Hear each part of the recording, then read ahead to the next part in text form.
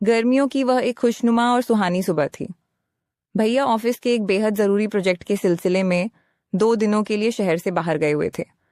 इस बड़े से घर में सिर्फ मैं और मेरी अंजलि भाभी ही थे। अंजलि भाभी ने मुझे दे दिया था जो मुझे चाहिए था। आइए पूरी कहानी बताती हूँ, वीडियो को अंत तक देखिएगा। भाभी स्वभाव से जितनी शांत, शालीन और संस्कारी थीं, उनकी आंखों में उतनी ही एक अजीब सी मासूम शरारत हमेशा छिपी रहती थी। उनकी उम्र मुझसे बस 2-3 साल ही ज्यादा होगी, इसलिए हमारे बीच देवर भाभी से ज्यादा एक अच्छे और गहरे दोस्तों जैसा रिश्ता था।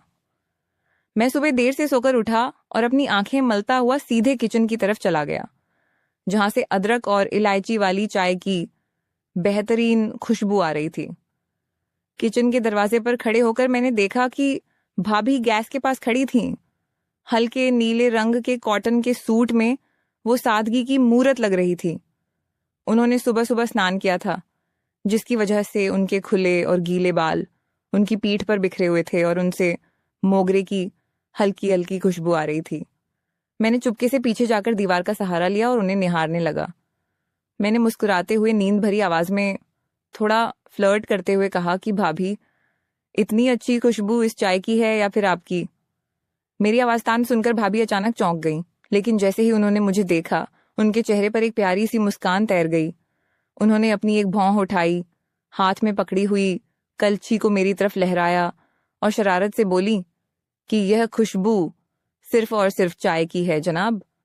तुम्हारी इन मीठी मीठी तारीफों के जाल में मैं इतनी आसानी से नहीं आने वाली। अब ज्यादा मक्खन मत लगाओ और जाओ, पहले अच्छे से हाथ मुंह धोकर आओ, तभी चाय मिलेगी। मैं उनका हुक्म मानकर वॉशर रूम गया और फ्रेश होकर वापस आया।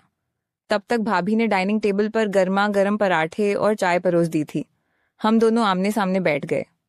नाश्ता करते हुए हमारी बातें शुरू हुईं। हम कॉलेज की पुरानी यादों, भैया के स्वभाव और घर की छोटी बड़ी चीजों पर हंसते मुस्कुराते रहे। भाभी जब हंसती थीं तो उनके गालों पर पड़ने वाले डिंपल उनकी खूबसूरती में 4 चांद लगा देते थे। मैं बस खोया हुआ सा उन्हें ही देख रहा था। शायद उन्हें भी मेरी इस नजरों का एहसास हो रहा था, क्योंकि वो बीच बीच में अपनी नजरें झुकाकर चाय की चुस्की लेने लगती थीं। दोपहर होते होते मौसम ने अचानक करवट बदली। आसमान में काले घने बादल छा गए और ठंडी हवाएं चलने लगीं। कुछ ही देर में बहुत तेज बारिश शुरू हो गई। बारिश इतनी शदीद थी कि पूरे इलाके की बिजली गुल हो गई। घर में अचानक थोड़ा अंधेरा सा छा गया। हम दोनों हॉल में रखे बड़े से सोफे पर आ बैठे। भाभी अपने फोन में कुछ नेटवर्क ढूंढने की कोशिश कर रही थी और मैं बस खिड़की से गिरते हुए पानी की बूंदों को देख रहा था। तभी अचानक बादलों के गरजने की इतनी जोरदार आवाज हुई कि पूरा घर दहल उठा। अंजलि भाभी उस आवाज से इतनी डर गईं कि उनके मुंह से एक हल्की सी चीख निकल गई। वो झटके से मेरी तरफ खिसक आईं और अनजाने में ही सही, उन्होंने मेरा दाहिना हाथ अपने दोनों हाथों से बेहद मजबूती से पकड़ लिया। उनका हाथ डर के मारे एकदम ठंडा पड़ चुका था। जैसे ही उनकी हथेलियों का स्पर्श मेरी त्वचा से हुआ, मेरे दिल की धड़कनें अचानक बुलेट ट्रेन की रफ्तार से दौड़ने लगीं। कमरे की उस मध्यम रोशनी में मैंने उनकी तरफ देखा। वो डरकर अपनी आंखें बंद किए हुए थीं। मैंने अपने दूसरे हाथ से उनके ठंडे पड़ चुके हाथों को हल्के से सहलाया, उन्हें गर्मी देने की कोशिश की और बेहद सधे हुए लहजे में कहा कि डरिए मत भाभी, जब तक मैं आपके साथ हूं आपको कुछ नहीं होगा। मेरी बात सुनकर उन्होंने अपनी लंबी और घनी पलकें धीरे से उठाईं और सीधे मेरी आंखों में झांका। उस एक पल के लिए हमारे बीच एक ऐसी गहरी और रूहानी खामोशी छा गई जिसे शब्दों में बयां करना नामुमकिन था। उस खामोशी में बहुत कुछ ऐसा था जो बिना कहे ही हम दोनों समझ रहे थे। भाभी ने अपना हाथ मेरे हाथ से हटाया नहीं, बल्कि उन्होंने अपनी पकड़ को थोड़ा और सुरक्षित महसूस करते हुए ढीला कर दिया, लेकिन अलग नहीं हुई। हम दोनों काफी देर तक वैसे ही बैठे रहे, बस एक दूसरे के सांसों की आवाज और बाहर होती बारिश का शोर सुनाई दे रहा था। शाम के वक्त जब बारिश थोड़ी धीमी हुई तो हवाओं में एक गजब की ठंडक और ताजगी घुल चुकी थी। भाभी ने कहा कि चलो बालकनी में चलते हैं, यहाँ अंदर बहुत उमस हो रही है। हम दोनों बालकनी में आकर रेलिंग के सहारे खड़े हो गए। ठंडी हवा के झोंके भाभी के चेहरे को छूकर गुजर रहे थे, जिससे उनकी कुछ आवारा लटें बार बार उड़कर उनकी आंखों और होठों पर आ रही थीं। वो बार बार उन्हें हटाने की कोशिश कर रही थीं, उन्होंने एक ठंडी सांस ली और थोड़ा सा शिकायत भरे लहजे में कहा कि तुम्हारे भैया तो कभी इस खूबसूरत मौसम को एंजॉय ही नहीं करते। जब देखो तब बस ऑफिस, फाइल्स और काम काम। उनके पास तो इस मौसम को देखने का वक्त ही नहीं है। उनकी बातें सुनकर मेरे दिल में एक अजीब सी हलचल हुई। मैंने उनकी तरफ कदम बढ़ाया। हमारे बीच की दूरी अब ना के बराबर थी। मैंने बेहद धीमे और रूमानी लहजे में कहा कि तो क्या हुआ भाभी, अगर भैया यहाँ नहीं है तो आपका ये सबसे अच्छा दोस्त और देवर तो हमेशा आपके पास है ना। ये कहते हुए मैंने अपने हाथ को धीरे से आगे बढ़ाया और अपनी उंगलियों से उनके चेहरे पर आ रही उन रेशमी बालों की लटों को सहलाते हुए उनके कान के पीछे कर दिया। इस प्रक्रिया में मेरी उंगलियों का पोर उनके मखमली और गर्म गाल को छूते हुए गुजरा। वो स्पर्श इतना जादुई था कि भाभी के पूरे बदन में एक सिहरन दौड़ गई और उनका गोरा चेहरा शर्माकर एकदम गुलाबी हो गया।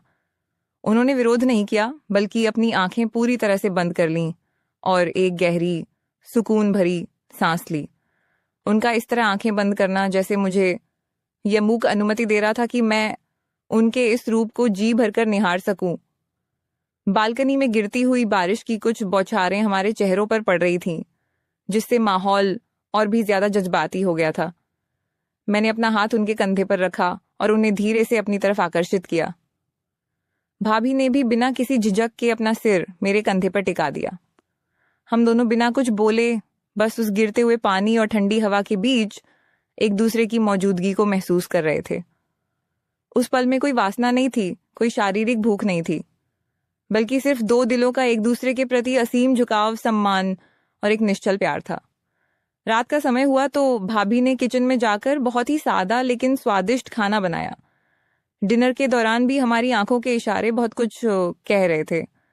खाना खाने के बाद जब वो किचन समेट रही थी और बर्तन साफ कर रही थी, मैं दबे पांव पीछे से गया। मैंने उनके पीछे खड़े होकर उनके दोनों कंधों पर अपने हाथ रखे और धीरे से उनके कान के पास झुककर कहा कि आज का दिन मेरी जिंदगी का सबसे खूबसूरत और स्पेशल दिन था भाभी। मेरी सांसों की गर्माहट उनके गले पर महसूस हो रही थी। भाभी ने काम रोका, वो धीरे से मुड़ी और मेरी आंखों में सीधे देखा। उनकी आंखों में मेरे लिए असीम स्नेह, थोड़ी सी शरारत और एक परिपक्व समझदारी साफ झलक रही थी। उन्होंने कुछ नहीं कहा, बस अपने नाजुक हाथ को ऊपर उठाया और मेरे गाल को बेहद प्यार से थपथपाया। उनकी उस छुअन में एक अजीब सा सुकून था। वो धीरे से मुस्कुराई और बोली कि मेरे लिए भी यह दिन हमेशा याद रहेगा। अब बहुत रात हो गई है, जाओ और अपने कमरे में जाकर सो जाओ। मैं मुस्कुराया और उनके कमरे से बाहर निकलने तक उन्हें देखता रहा। उस रात जब मैं अपने कमरे में बेड पर लेटा तो मेरे मन में कोई भी गलत या कलुषित ख्याल नहीं था। मेरे दिल में बस एक बेहद मीठा, पवित्र और रूमानी एहसास था कि दुनिया में कुछ रिश्ते किसी तय दायरे या नाम के मोहताज नहीं होते। वो बस अपनी सादगी और एहसासों की वजह से ही बेहद खूबसूरत और मुकम्मल बन जाते हैं। भाभी के साथ बिताए वो पल मेरे दिल में हमेशा के लिए एक हसीन याद बनकर दर्ज हो चुके थे।